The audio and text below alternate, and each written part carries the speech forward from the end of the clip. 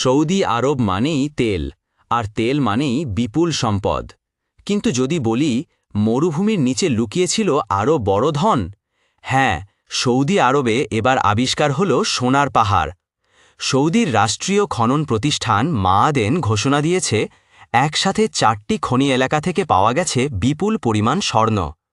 মোট উত্তোলন হয়েছে 78 লাখ আউন্স, অর্থাৎ প্রায় 2,21,000 কেজি স্বর্ণ।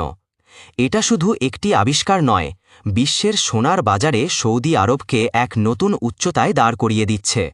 এই স্বর্ণ উত্তোলন হয়েছে 4টি খনি এলাকা থেকে: মানসুরাহা মাসসারাহা, উরুক 20-21, উম্মা আস সালাম আর নতুন আবিষ্কৃত ওয়াদি আল জাও। এগুলো সৌদি আরবের পশ্চিম ও মধ্যাংশের মরু এলাকায় ছড়িয়ে আছে। সবচেয়ে বড় অবদান এসেছে মানসুরাহা মাসসারাহা খনি থেকে। এখানেই মিলেছে প্রায় 30 লাখ আউন্স স্বর্ণ।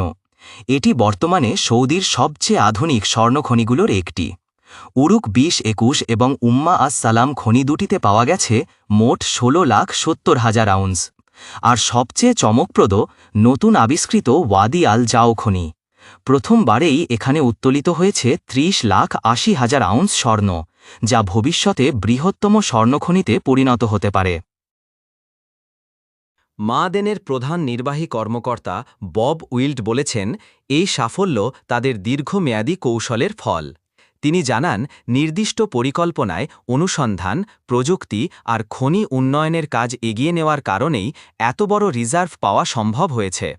তার কথায়, আমরা যত বেশি অনুসন্ধান করছি, আমাদের সম্পদ তত দ্রুত বাড়ছে। এটি ভবিষ্যতে নগদ অর্থপ্রবাহ বাড়াতে বড় ভূমিকা রাখবে। বিশ্বের চাহিদা যখন বাড়ছে, তখন এই স্বর্ণ উত্তোলন সৌদি অর্থনীতিকে আরও শক্তিশালী করছে। সৌদি আরব তাদের ভিশন 2030 পরিকল্পনায় তেল নির্ভরতা কমিয়ে খনিজ শিল্পকে বড় সেক্টরে পরিণত করতে চায়। এই বিশাল সোনার আবিষ্কার সেই লক্ষ্যকে আরও গতিশীল করবে।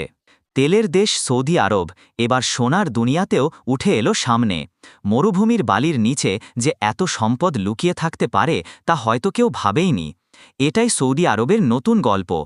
তেল থেকে সোনা, মরুভূমির বুকে এক নতুন অধ্যায়। Stay curious, keep exploring, and I will see you in the next one.